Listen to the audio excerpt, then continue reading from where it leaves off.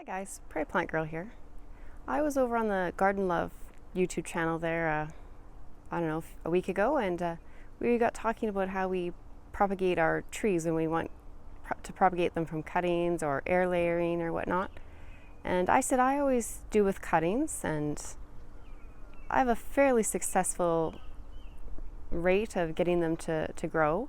So she asked if I could show how I do that. So this behind me is a cherry tree I took from a cutting just a couple of years ago, and I have it up close to the fence. I'm hoping to have it kind of grow out, kind of espalier against the fence, but there's a few branches on the back that I need to take off. So I thought that's a good opportunity to show you what I'm doing. But I'm just going to give you a look at the tree here real quick, and then we'll show you how I do the cuttings. So this is kind of a tight corner here in my yard, but I'll try and show you. It must be about 6 feet tall now. It was a fairly large cutting when I took it. I'm quite surprised actually that it even rooted, but it was a few years ago. We had a very damp summer, and I think that really helped this one to root even with the large size that I took. So I don't know if you can see. It's already flowered. It's a sour cherry. I can't remember the variety, but it's already flowered, and it looks like there's a few spots where I think I'm going to get some fruit off of it this year. There was a few berries already last year. So, and you can see the trunk if you look. Like it's a good sized trunk on it already. So it's done very well. So, like I said, there's a couple of branches that I want to take a cutting off at the back here. You can see they're growing into the fence. And they're a nice sized branch. This is more what I would usually look for, is, you know, a year or two old growth on it. And it's spring right now, so that's a good time while the trees are pushing out growth to try and get them done. I find that's the best time of year to do it. So I'm just going to show you. Once I take the cutting, I just use a rooting hormone, and I've used lots of different brands. It doesn't seem to matter what brand you use. And some of them will say like number 1, 2, or 3 on them, and that just indicates it for softwood, semi-soft, or hardwood. I don't know. I usually just use the number 1, and like I said, I usually go for a thinner, younger branch, but I don't know if it really makes that much difference or not, but I just grab the one kind, and that's what I use. It's the one that's most easily available for me here. So I'm going to dump some of that powder into a dish. You have to watch. This one's actually expired. I had to buy a new one. So they do have expiration dates on them. They last for years, but you do need to watch that. So I'm going to dump some in a dish so I don't contaminate the container it's in. And I'll use that to dip my cuttings in after. But as I'm taking the cuttings, I just have a bucket of water. So as I take the cuttings, I'll just set them in the water. And then when I'm ready to plant them in the ground, I'll dip them in the powder and get them in there. So I'll show you how I do all that. But first, let's get the cutting taken. So the first cutting I'm going to do is this lower one here. It's growing into the fence here. And what I try to do is I try to get in as close as I can to the trunk of the tree, so I'm not leaving a big stub. So there you can see I've just cut the end off there. I'm just going to pop this in the bucket of water for now and take my other cutting. So here, this is the next one I'm going to take right here. So again, I'm just going to try and get as close as I can. Okay, so I've got my cuttings off the tree. So the first thing I'm going to do is I'm going to go up the stem and just pop off any extra branching for a good part of the stem. So the more leaves that are left on there, the more plant there is that the tree has to try and support. So I just take it down as much as I can. You do want to leave some on there so you can collect chlorophyll. I'm also going to take off the flower buds and or the fruit's wanting to start forming on this one. We'll just get rid of all that. So we're left with, I don't know, half a dozen or so nice leaves at the top, with a lot of stem here.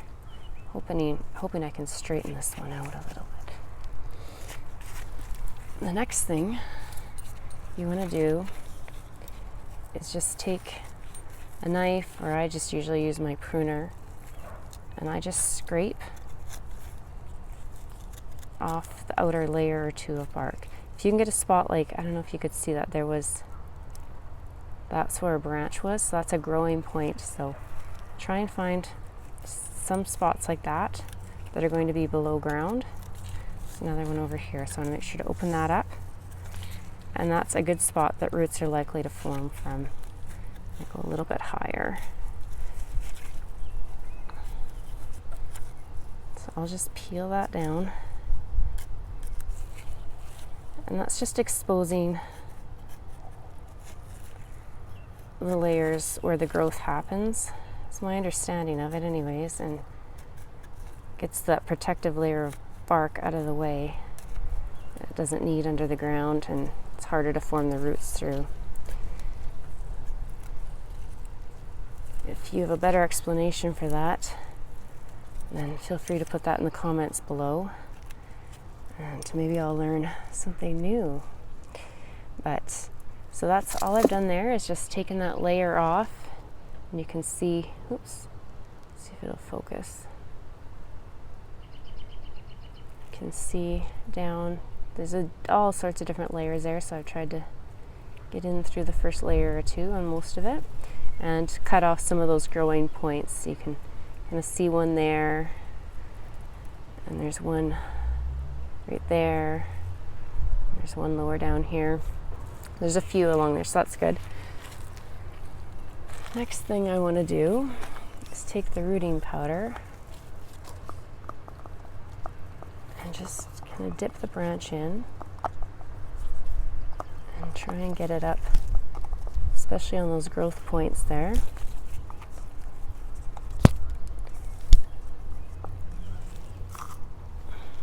So actually, you don't need it real thick and heavy, or you could rot it off. So I'll just spread some up on the top edge there.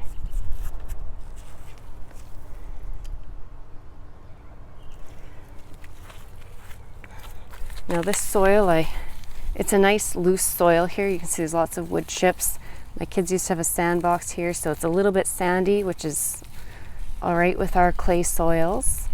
But there's enough clay that it holds water in pretty well. So it's a pretty nice, there's lots of leaves that come here in the fall. So it's a nice soil, it holds water. So I've loosened it, and now I'm gonna poke a hole in there, because you don't want all this rooting powder to come off when you put it in the ground. So I'm gonna try and get down the hole, and then I'm gonna firm the soil down around it. Like that. Now, like I said, this tree has a real bend to it, this branch, so I'm going to stake it. Actually, I'm going to move the stake a little closer.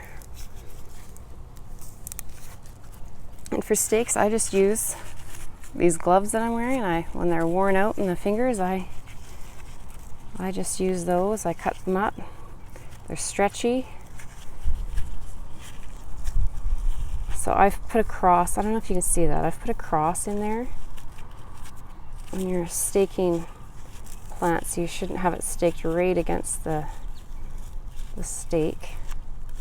Kind of tricky to tie with my gloves on.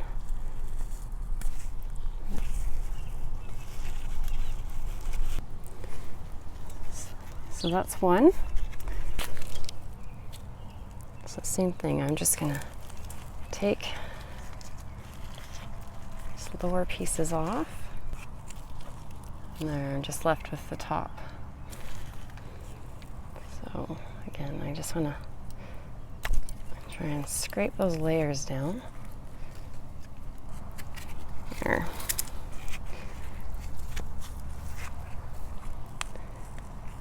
Then you want to get that powder on there. Another thing I've heard, I've never tried, and I I always think I'm going to try it and I've never tried it, so let me know if you've tried this. I've heard that willow bark stimulates, it has hormones in it that stimulate rooting of trees. So I've heard that if you crush some willow branches in a bucket of water and then soak your plants in that, that will encourage rooting as well. So let me know if you've ever tried that. I'm very interested in knowing more about that.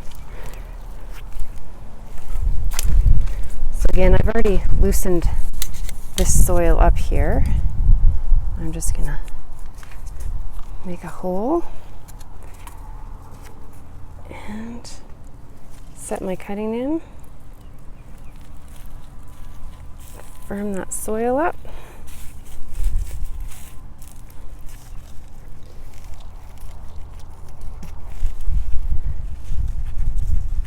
Tie it to the stake. Now, if you have smaller cuttings, you don't necessarily need to stake them. And you can also do this in a pot of nice loose potting soil. If you don't have a space. Oh, I see I left some flowers here. We don't want to do that. Take those off.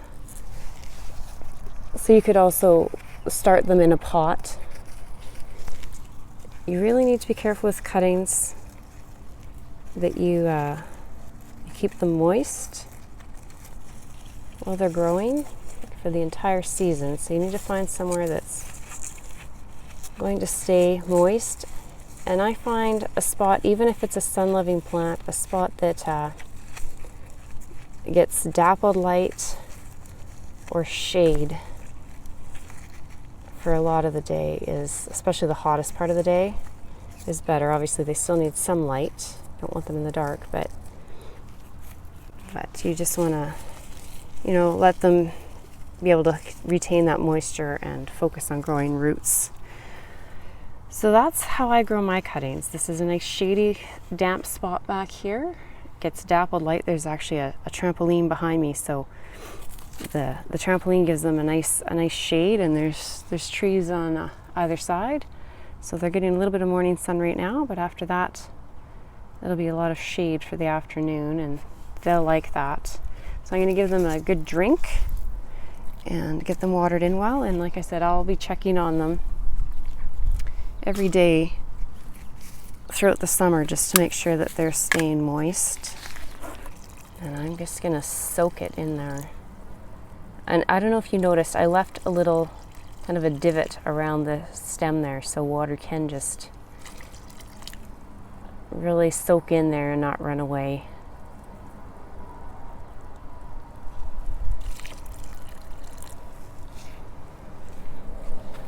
So you can do this with a smaller cutting too, like even this here. You can see that's a branch I cut off of one of these when I was doing the trimming. So that's actually a good candidate for cutting as well. It has a nice thin branch. And sometimes you'll find these thinner ones will actually root faster, root easier. So I'll probably cut a few more of these up and get that done as well. But that's what I do to get my cuttings going.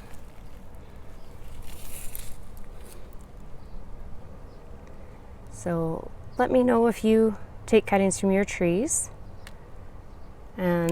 or if you air layer or do seeds. Let me know what you do to propagate your trees, and